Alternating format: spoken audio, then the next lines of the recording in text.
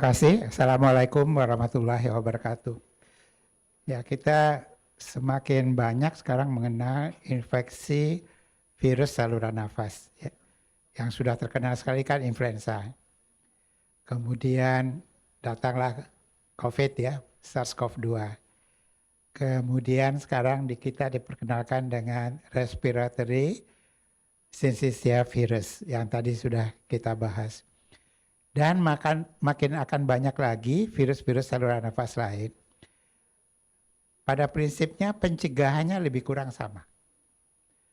Pengobatan ada yang antiviralnya ada yang belum ada. Tetapi vaksinasinya itu berbeda-beda. Meskipun ada harapan bisa nggak sih suatu waktu infeksi saluran nafas oleh karena virus ini bisa disederhanakan vaksinnya. Nah, tadi kita sudah mendengar dari Prof. Iris mengenai satu vaksin yang kita tahu untuk mencegah infeksi RSV. Di Indonesia sekarang ada 2 vaksin RSV ini. Tadi yang ajuvan sudah dibahas oleh Prof. Iris. Saya akan memperkenalkan yang bentuk lain yang mungkin perlu kita pahami sehingga kita lebih bisa memakai mana yang cocok untuk pasien kita dan mana yang barangkali perlu kita tunda dulu. Baik, ini adalah apa yang akan kita bahas. Saya rasa lebih kepada saya karena berdua dengan Dr. Sukamto, saya sampai ke clinical burden-nya, nanti vaksinnya sendiri banyak oleh Dr. Sukamto.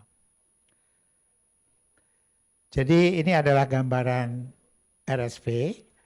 Ini adalah satu virus RNA.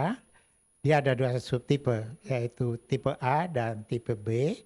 Dan kedua vaksin yang ada itu biasanya lebih memfokuskan ke antigen F ya. Nah, penyebarannya sama dengan COVID, sama dengan influenza melalui saluran nafas. Dan cara masuknya kalau kita masih ingat COVID ya lebih kurang sama, cuman barangkali reseptor untuk virusnya itu berbeda-beda. Dan setelah dia berhasil masuk, tentu respon imun kita akan melawannya, baik yang innate maupun yang adaptif. Dan sel yang untuk RSV ini adalah reseptor human airway epithelial cells. Gejala influenza, RSV, COVID, barangkali lebih kurang sama. Ya. Karena itu kita lebih sering mengenal influenza-like illness. Ya. Jadi yang kita tidak periksa penyebabnya itu kita gabung dalam influenza-like illness yang sebenarnya itu bukan hanya influenza tapi bisa saja itu RSV, bisa saja itu COVID, bisa saja itu virus-virus yang lain. Yaitu demam, kemudian batuk, biasanya pada RSV lebih produktif dan kalau lebih berat menimbulkan sesak. Bagaimana kekerapan RSV ini pada orang dewasa? RSV banyaknya pada anak, bukan pada dewasa. RSV pada anak itu sudah lama dikenal oleh teman-teman dokter anak.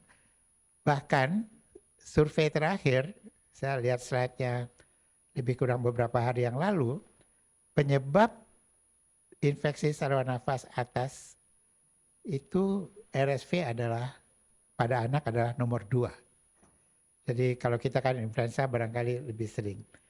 Hanya saja pada dewasa RSV juga cukup sering, nanti kita akan lihat angkanya.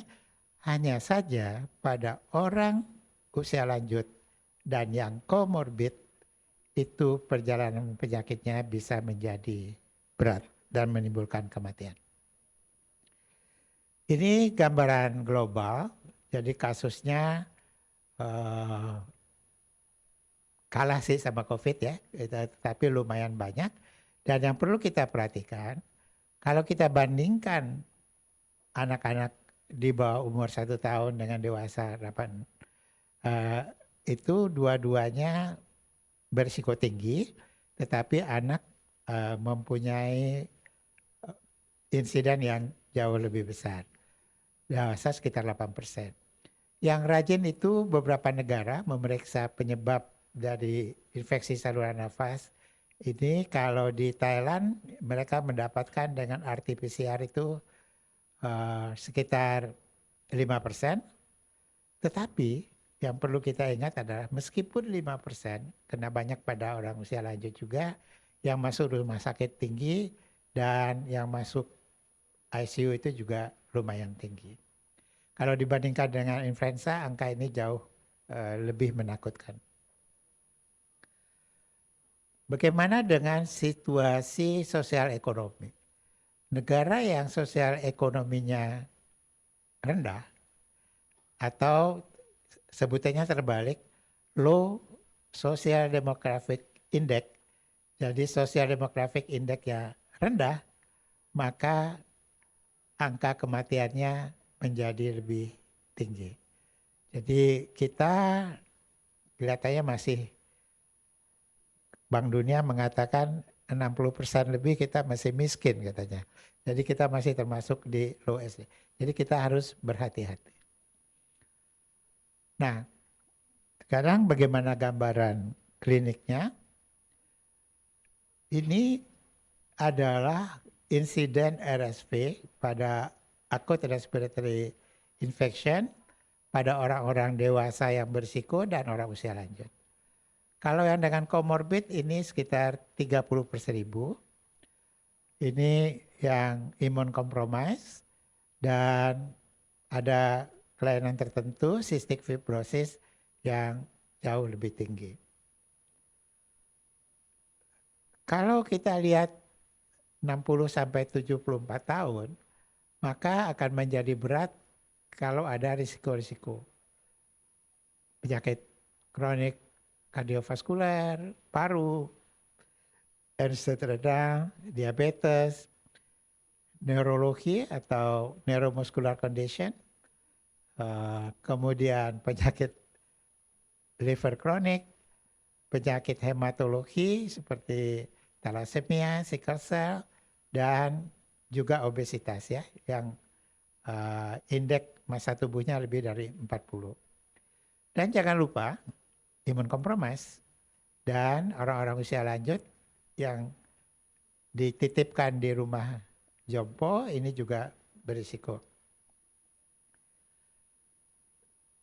Jadi kalau kita lihat kemungkinan hospitalisasi dengan keadaan-keadaan tertentu, BECOM bisa 8 kali lipat, PPOK 3 sampai 13 kali lipat, asma saja sekitar 2 kali lipat, dan jangan lupa pada usia lanjut lama di rumah sakit juga menjadi lebih lama. Nah, tadi kita tahu bahwa vaksin RSV adjuvan digunakan pada usia 50 tahun ke atas sesuai dengan izin Badan POM. Dan untuk perempuan hamil, kita punya satu vaksin yang memungkinkan, vaksin RSV yang kita anjurkan untuk orang hamil. Kenapa kita anjurkan pada orang hamil? Teman-teman mungkin masih ingat bagaimana influenza dianjurkan pada orang hamil. Influenza dianjurkan sama orang hamil hampir sama dengan RSV ini, karena kalau terjadi infeksi RSV pada orang hamil, akan menimbulkan demam dan sebagainya pada ibunya. Dan kalau kita lihat outcome dari bayinya, maka banyak yang mengalami berat badan rendah pada waktu kelahiran. Jadi orang ibu hamil tentu sering mengalami infeksi saluran nafas, itu sebagian adalah disebabkan oleh RSV dan 2,5% dari kasus RSV pada ibu hamil ini memerlukan rawat inap dan menyebabkan bayi yang akan dilahirkannya bisa berisiko aborsi maupun berat badan rendah pada waktu lahir. Jadi RSV adalah virus yang 60,1% gejala pneumonia itu adalah pada orang ibu hamil adalah RSV, dan ini komplikasinya. Komplikasi pada bayi 1 dari 10 kehamilan. Kita kehamilan 1 tahun di Indonesia ini 4,5 juta. Jadi bayangkan kalau 1 dari 10 kan 10%, 9,1% prematur dan berat badan lahir rendah atau salah satu di antaranya.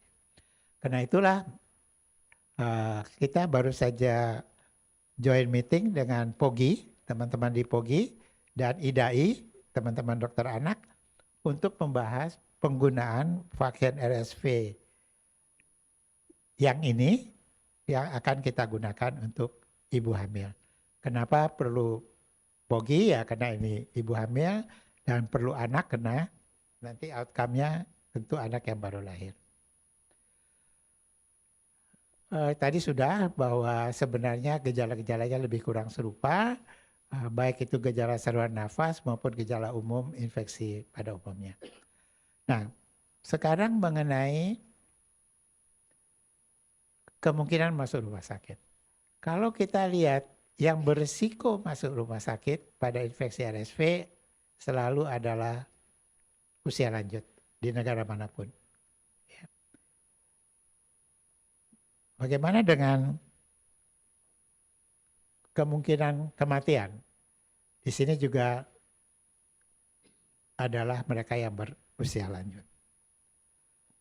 Nah, RSV ini meskipun kita bisa periksa dengan RT-PCR, dan kita sekarang lagi banyak punya RT-PCR sisa dari pemeriksaan COVID di mana-mana ada, jadi sebenarnya bisa diperiksa, tetapi persoalannya adalah kalau COVID kan dibayar pemerintah dulu.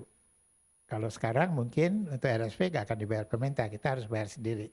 Jadi ada masalah biaya.